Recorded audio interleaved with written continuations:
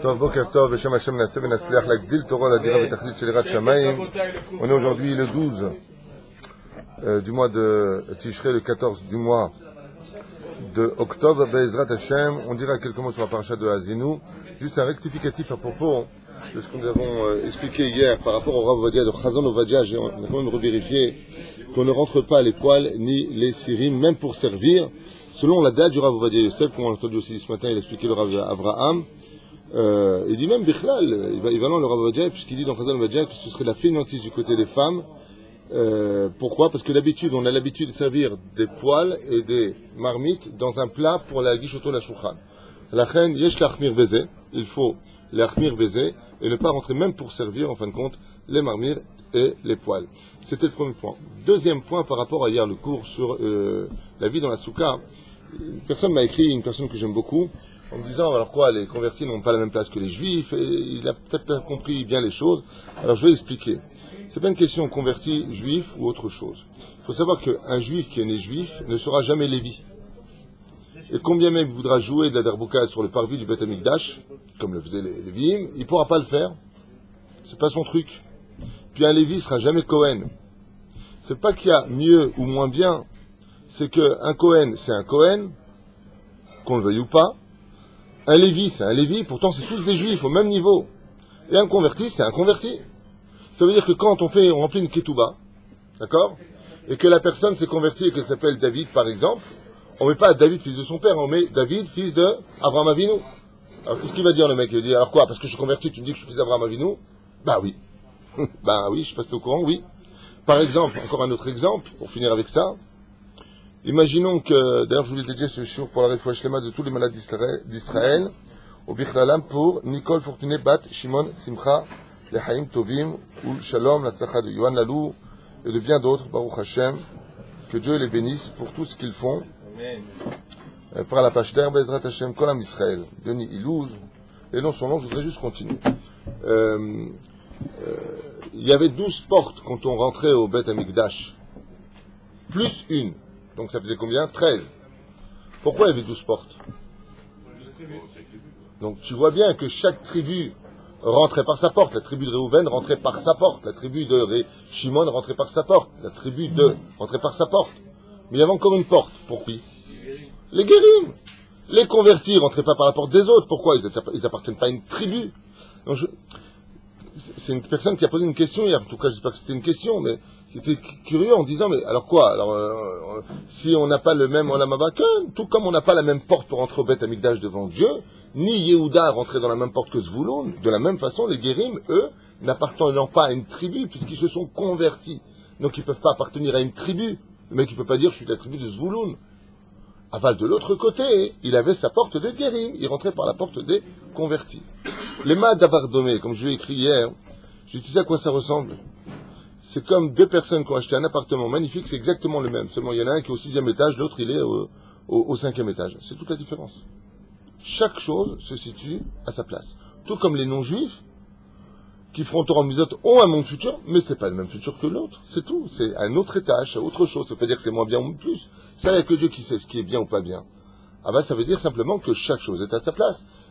Je finirai avec un dernier exemple pour ceux qui auraient été peut-être froissés par la vérité de ce que nous enseigne la Torah, parce que moi, encore une fois, la Torah n'est pas là pour se justifier. Je veux bien l'expliquer, mais la Torah n'est pas là pour te plaire non plus. La Torah, elle est là pour te dire ce qui est émet. Le émet ne plaît pas, le émet il plaît, ça c'est après à toi de faire tes calculs personnels. Aval, quoi qu'il advienne, et un très bel exemple à donner, c'est celui de la famille. Il y a la famille, il y a l'aîné, il y a le cadet, il y a le benjamin. Et le benjamin, il te dit, mais je comprends pas, papa, je suis pas ton fils, moi, pourquoi je serais pas l'aîné? On lui dit, mais t'es bête de nature ou tu t'entraînes à la maison? T'es mon fils, seulement, t'es le benjamin, t'es le petit dernier. Et puis lui, c'est le cadet, puis l'autre, c'est, je sais pas, il y a des hiérarchies, non, dans les familles, puis lui, c'est l'aîné. Et la Torah, qu'est-ce qu'elle dit d'un aîné? Celui qui est né le premier? Double part. Mais je comprends pas, tu fais une dissection entre l'aîné et les autres, ça veut dire que les autres, c'est quoi, des bâtards? Pas du tout, je ne comprends rien. Tu ne comprends rien. C'est une question de hiérarchie, c'est une question de chaque chose à sa place. Ainsi ils ont fait les choses. Quand le roi Yanaï a supplié pour devenir Kohen Gadol, Dieu lui a dit, là, tu peux pas, mais je suis le roi, je suis gentil. Il lui a dit, mais tu peux pas être Kohen Gadol. Il lui a dit, mais je suis juif. Il lui a dit, idiot, ça n'a pas de rapport. Il n'y a pas de rapport. Dans le judaïsme, on se diversifie dans plusieurs domaines. Le judaïsme, c'est pas un humain. L'unité, comprenez-le bien une fois pour toutes, l'unité du peuple se traduit par une union cosmopolite complètement différente qui, une fois coagulées ensemble, forme une unité parfaite. Imaginez un petit peu au niveau du corps que mes pieds soient comme mes mains. Allez, on est tous pareils les mecs. Imaginez que mes doigts soient tous à la même hauteur. C'est la diversité qui permet l'union. C'est parce qu'il n'y a pas un seul doigt qui a la même hauteur que l'autre que ma main est parfaite. Dans le peuple juif, les goïms qui se convertissent au judaïsme sont des juifs, 100% juifs. Mais ça reste des goïms. La Ktouba, tu marques, tu stipules, n'oublions pas qu'il s'est converti. Non, c'est là. Les enfants, à partir du moment où les enfants, ils appartiennent aux descendants de Guérim. C'est là. Il y a une seule chose c'est une très bonne question que tu poses, ceci étant, il y a juste une question. À propos de, c'est pas ce qu'on doit étudier, on va faire un peu de Rabbi Levavitch sur la paracha de Haazinu, avec votre permission aujourd'hui, mais il y a juste une question qui est intéressante, c'est que on a quand même dans notre peuple une division au niveau de l'idéologie, de la halacha, des minagim, on va pas des traditions, c'est Sfarad Ashkenaz. C'est clair, c'est net et c'est précis. Alors une fois de plus, il y a un esprit qui me dit, alors je comprends pas, il y a deux peuples, est-ce que ça devient blide et antipathique? Alors si vous avez besoin de comprendre, je veux bien réexpliquer. Encore une fois, il n'y a pas deux peuples dans le peuple juif, je vais répéter ça une fois pour toutes. Il y a 12 peuples dans le peuple juif. Le peuple juif, c'est 12 peuples. Par exemple, les États-Unis d'Amérique, c'est 51 États, qui sont dirigés par des petits présidents d'État qu'on appelle des sénateurs, qui sont tous reliés à un chef d'orchestre qui s'appelle le président. Voilà. Et vous allez constater qu'au Texas, il y a la peine de mort, ce qui n'est pas le cas de New York, qui est aussi un État. Mais ça fait un pays. Dans le peuple juif, c'est 12 peuples. C'est 12 tribus avec son président, avec ses minagim, avec leur hébreu à eux, leur façon de prononcer à eux, qui forment un peuple. C'est clair. Magnifique. C'est l'air. Magnifique. Zé Péroucha Davar, que si maintenant, notre peuple à nous est divisé en deux tribus, selon le Metsouda David, on en avait parlé la dernière fois, c'est Sfarad Ashkenaz, il y a les juifs séfarades, et il y a les juifs ashkénazes. Ça ne veut pas dire que l'un vaut mieux que l'autre ou l'autre vaut moins bien que l'autre. Ça veut dire qu'il y a deux tribus, selon le Metsouda de David, regardez dans Shua bin Nun, ok? Qu'est-ce qui se passerait pour un goy qui se convertit en Israël? Est-ce qu'il prendrait le minag qu'il veut? Est-ce qu'il deviendrait ashkénaze parce qu'il vient de France ou de Belgique ou de Suisse, d'Allemagne ou d'ailleurs? En Israël, c'est pas grave. Le Rav Ovadia possède que toute personne qui se convertit en Eretz Israël est automatiquement minag Sfarad. C'est Farad. Pourquoi? Parce que le Rama n'était pas possède en Israël, il était possède en Chutz Laaretz et il concerne les lois Ashkenaz. Ashkenaz, c'est l'Allemagne qui caronne. D'accord? Parce que je me rappelle, je crois que c'est allemand. C'est là. Rabbi Yosef Karo était à Sfat. Il a enseigné les lois de la terre d'Eretz Israël, ce qui fait que Rabbi Yosef Karo concerne les lois d'Eretz Israël. C'est là. Aval, comme la force de loi du Rama, Rabbi Moshe Zerlich, a force sur le monde Ashkenaz, même en Israël, les Ashkenazim se conduiront comme la halacha du Rama. C'est pour ça que dans Shulchan Aruch, vous avez le Haga, vous avez la loi en gros caractère Sfarad de Rabbi Yosef Karo, et ensuite vous avez en plus petit la loi du Rama, dans Mishnah Brura et ailleurs. Des Péroucha Davar, ça veut dire que les deux sont valables. Il n'y a pas un qui est plus cachère que l'autre, même si le Rama a dit, si j'avais su que Rabbi Yosef Karo était en train d'écrire en même temps que moi le Shulchan Aruch, je me serais abstenu de le faire. Bon, ça c'est encore une parenthèse. Aval, à partir du moment où on est en Eretz Israël, le taulier ici, c'est le Rabbi Yosef Karo. Ce qui fait qu'un converti qui vient se convertir en Eretz Israël devient Sfarad. Et s'il se convertit en Chutz Laaretz, il pourra prendre le minag qu'il veut. Voilà. Il y a des questions dans ce domaine? C'est là. Dès qu'on fait une nouveauté, on explique des choses que les gens ne savent pas, ça déstabilise un petit peu. Il n'y a pas de quoi être déstabilisé, chers amis. La Torah, elle est claire, elle est nette, elle est précise. Juste, réfléchissez quand vous intervenez, si vous posez des questions, ou si vous venez avec des mécontentements. Si vous venez avec des mécontentements, je rappelle que la Torah n'est pas là pour plaire à personne, qu'on doit monter vers elle, et qu'elle n'est pas là pour faire de la psychologie. La Torah, elle dit ce qu'elle a à dire. Un feu rouge, c'est un feu rouge. Un feu vert, c'est un feu vert. Et si toi, tu veux passer au feu rouge, eh bien, tu te feras arrêter. En malas. Non, non, c'est très important. Non. Les gens ont le droit de ne pas comprendre. Attention, qu'on se comprenne bien. Les gens ont le droit de ne pas comprendre. Je ne comprends pas alors. Mais il serait peut-être temps qu'une fois pour toutes, juifs comme non-juifs, comprennent que le peuple juif, c'est pas un rabbin, un peuple, un Dieu. Non, non, ça se passe pas comme ça. Il y a un Dieu, c'est sûr. C'est pas une religion. Exactement, je pense que tu as dit le mot-clé en fin de compte. Ça, celui qui arrive à ce genre de choses, c'est celui qui croit que le judaïsme est une religion. On n'est pas une religion. Être juif, par exemple, venez en Israël, vous allez voir c'est quoi des juifs. Tu as des Éthiopiens.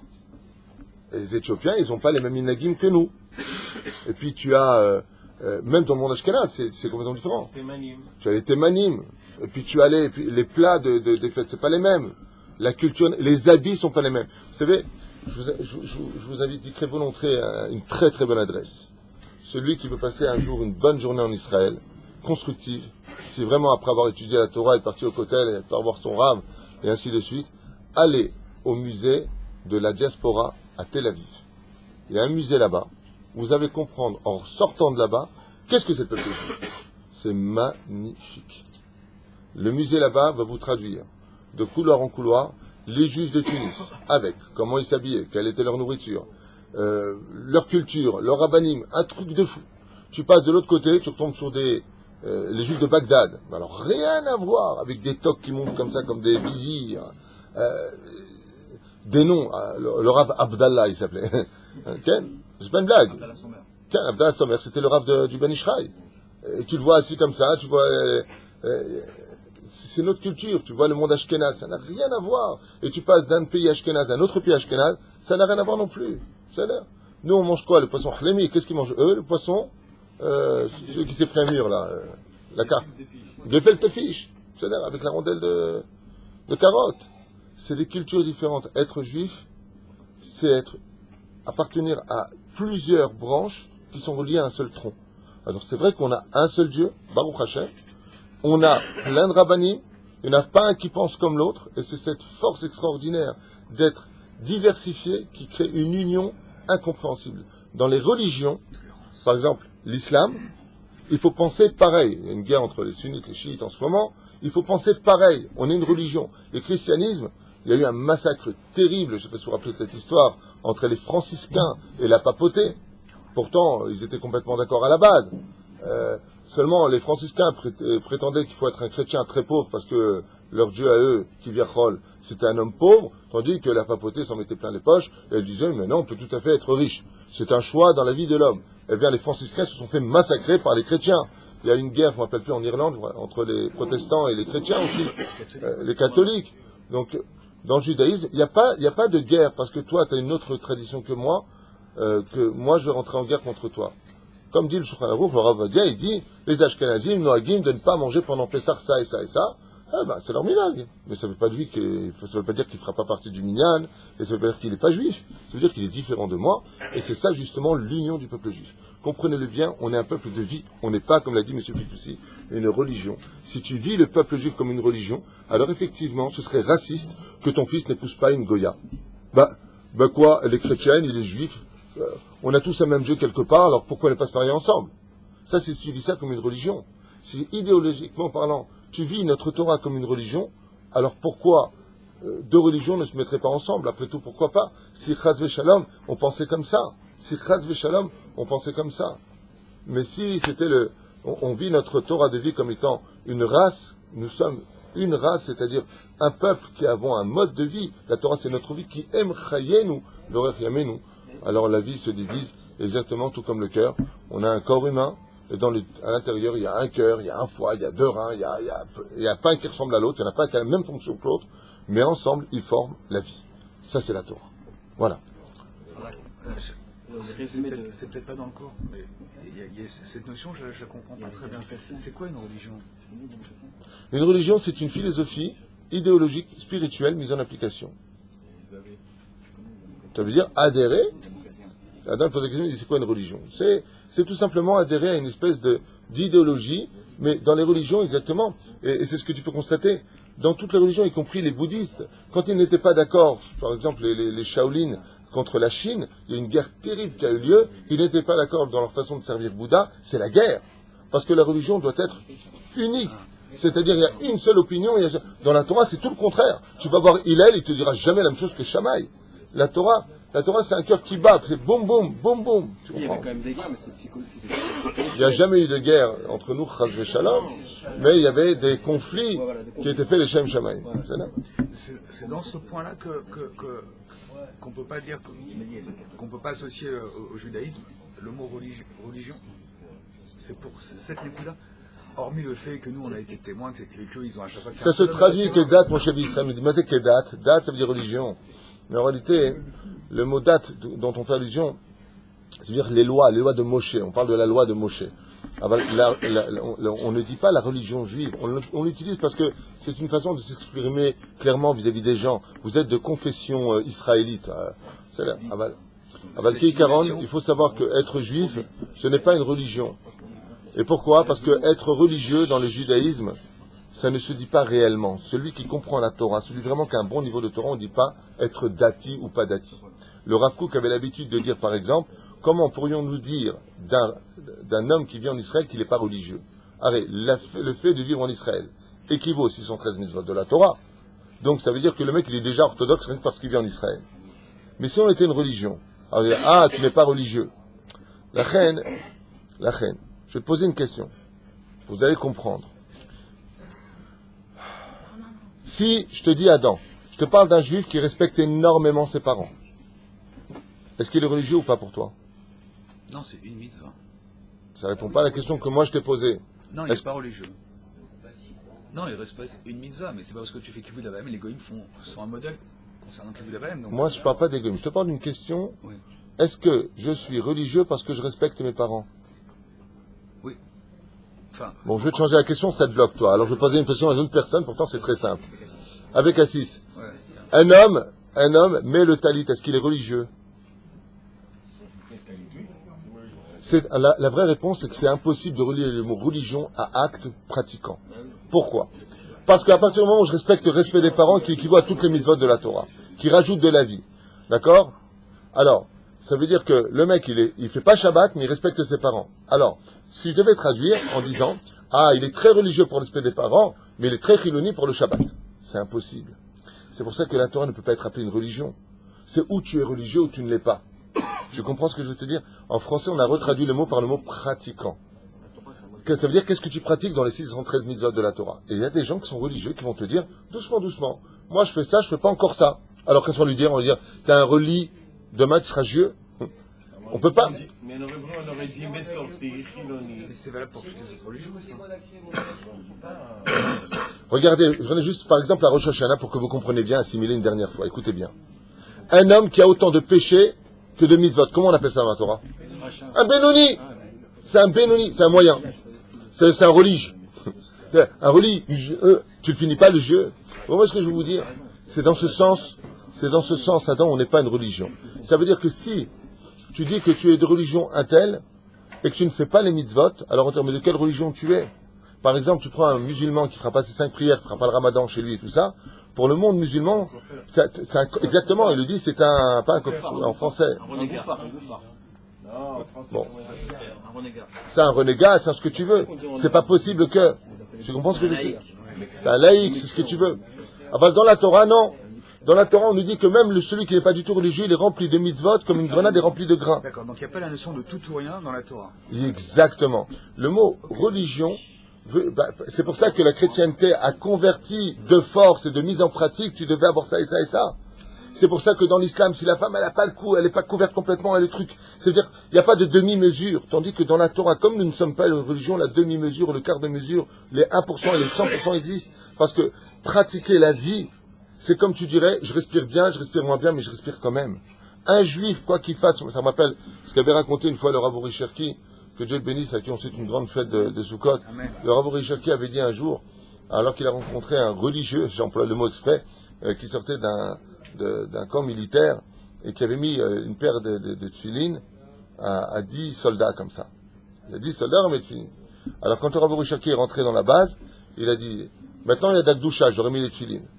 Alors, Rav Rishaki l'a regardé comme ça, il lui a dit, mais même sans les tefilines, il y a 10 juifs, il y a l'Akdoucha. Parce que l'âme juive, c'est Chelak Elokam Imal. Je pense que vous comprenez ce que je veux dire. Là où il y a 10 juifs, il y a déjà la Shrina. Et exemple, on est dans une synagogue, il y a 10 Rechaim, est-ce que la prière, elle monte? Elle monte. Pourquoi elle monte? Parce qu'ils ont 10 âmes juives. C'est-à-dire que notre religion, si on devait l'appeler religion, démarre du fait que tu es né avec une âme juive. Et si tu as cette base-là, tu es déjà Chelak Elokam Imal. Vous comprenez ce que ça veut dire? Quoi que c'est pas chaud pour vous. En d'autres termes, Ouais. Bevadaï. Non, mais ça veut dire que dès l'instant où on parle du judaïsme et on met le mot religieux, on est hors sujet, on est assimilé. Donne un exemple C'est complet. l'assimilation, c'est pas un terme De quoi? qui me De convient, quoi? c'est ça? De quoi? J'ai pas compris. Dès l'instant où on met associé au judaïsme le mot religion ou religieux, c'est un contresens. Absolument. Voilà, donc c'est de l'assimilation, c'est encore nos 2000 ans de galoute qui... Mais absolument, Voilà. absolument. Moi, je peux le dire à voix haute, effectivement, je l'ai entendu de mes rabbinim, d'être... on l'utilise dans le langage parce que c'est clair. T'es religieux, t'es pas religieux, t'es comment? On dit pratiquant, on donne plusieurs aspects. Mais dans l'absolu, on n'est jamais appelé le mot religion. Non, on n'est pas appelé religion. Tu comprends? Maintenant, pourquoi est-ce qu'on dit dans le mariage Kedat Moshe ve Israël? La réponse est simple. Si tu dis Kedat Moshe, pourquoi tu me dis ve Israël? C'est encore une grande question. Parce qu'Israël, c'est... Non, juste je finis parce que je ne veux pas perdre de temps. Kedat Moshe, ça veut dire comme les lois de Moshe ont été enseignées au Har Sinaï, qui était le rabbin unique de cette génération. Ve Israël, c'est les rabbinim qui vont changer les lois au fur et à mesure. Kedat Moshe, Ve Israël, comme ça vous le saurez. Excusez-moi, Kedat Moshe, pourquoi Ve Israël? C'est une redondance. Moshe représente le peuple juif. D'accord? Par exemple, Moshe, il a dit 40 coups de bâton. Sont venus les Chachamim à l'époque du Talmud, non, 39, on va changer. Ça veut dire que eux ont le pouvoir de changer, pas parce que c'est des réformistes, parce qu'ils ont des preuves de la Torah ils ont des références de la Torah qu'on pouvait faire différent, d'accord? Donc, Kedat Moshe, Ve Israël, le peuple juif aura le pouvoir, comme un peu le sceptre, de pouvoir changer la halakha, selon par exemple, avant c'était comme ça, maintenant on peut faire comme ça, mais pour cela il faut 250 signatures de rabbinim, et il y a tout un contexte qui rentrera dedans. Donc Kedat Moshe, Ve Israël, on est obligé de rajouter le mot Israël. Mais c'est de quoi Ve Israël? Ça veut dire que notre Torah peut se modifier par rapport à une situation, à la condition où ce n'est ni un esprit libéral ni réformiste, Chas Shalom, ou non pas de monde futur, quitte à leur en déplaire aussi, mais qui viennent s'adapter à une situation où la Torah s'accommode à toute situation, mais que le temps reste immuable et ne change pas. C'est pas parce qu'aujourd'hui, imaginons demain que une nation non juive change vachement, elle est super sympathique et elle devient prosélyte, qu'on va les épouser pour autant. Pas du tout. La Torah ne change pas. C'est là. Mais et les gens qui ont étudié la Torah à un très haut niveau des nations du monde et qui savaient qui nous sommes, eux l'ont bien compris. Hein. Quand je voudrais juste me permettre de rapporter des faits historiques, sans juger. Parce que derrière cette caméra, il y a plein de gens qui nous regardent, on ne sait pas comment ils pensent, comment ils analysent les choses. Alors, essayez d'ouvrir un peu votre esprit, essayez de comprendre ce que je vais expliquer maintenant, par rapport à la Deuxième Guerre mondiale. Quand les SS cherchaient des juifs, et qui tombaient sur certains juifs d'Allemagne, qui s'étaient mariés avec des non-juifs et qui avaient la croix chez eux, je juge pas, j'explique des faits qui sont dans les livres. Celui qui a étudié l'histoire de la Shoah, il y a plein de livres qui ont été écrits sur ça, des témoignages, des gens qui étaient complètement aussi assimilés. Il y avait des réformistes, il y avait. Je juge pas, je peux dire que c'est bien ou pas bien. J'explique des faits, ok? Donc ouvrez un peu votre esprit. Les SS, ils lui disaient, mais c'est pas parce que tu as une croix, d'accord, mais chez nous, t'es né juif. Le mec, il disait, mais écoutez, ma femme s'appelle Christinia, mes enfants sont catéchisme, et moi j'ai une croix. Je me suis converti. Qu'est-ce qu'il faisait du mec? Il dit, mais qu'est-ce que tu racontes? T'es né juif, il lui disait. Les Allemands! T'es né juif. Pourtant, la religion l'avait quitté. Il avait pris une autre religion. Il montrait son album, je me suis marié à l'église. Jusqu'à la 4e génération. Effectivement, bravo Eric. Non mais c'est vrai, il remontait jusqu'à la 4e génération pour être certain, ça veut dire Arba Imaot, ça veut dire que, comprenez-le bien, les SS, ils avaient compris un principe que nous, on n'avait pas compris les juifs. C'est quoi? C'est que les juifs, vous n'êtes pas une religion. Et pour vous en donner un dernier exemple, allez, je finis avec la halakha. Allez. Pour juste un instant, Adam. Ça c'est magnifique, ce que vous venez de dire là, ça explique toute la... Mais je vais aller plus loin que ça. Un homme est né juif. Attention, un homme est né juif. Il décide de se convertir à l'islam, chas v'shalom. D'accord? Juste un instant, soyez gentils. Il vient, il jure, Momo, c'est ceci, cela. Et le lendemain, il dit, ouais, je paie les coups de bâton que j'ai pris. Ok, j'aime pas le côté dictatural. Donc, je vais passer chez les chrétiens. Il va chez les chrétiens, il va là-bas, puis il se dit, punaise, j'ai pas aimé le côté, d'un côté il faut tant que t'ajoutes, de l'autre côté je te plante derrière. Donc il va chez les bouddhistes. Il dit, punaise, à part vivre sous les torrents d'eau, moi la vérité, j'ai pas envie de finir en marmite. Donc qu'est-ce qu'il fait? Eh ben il s'est converti dans 3 religions. Et il décide de devenir athée. Alors, il a fait le tour du truc. Ok? Qu'est-ce qu'il est? Non, vous n'avez pas compris ce que je viens de dire. Il s'est converti à une autre religion. Qu'est-ce qu'il est? Justicier.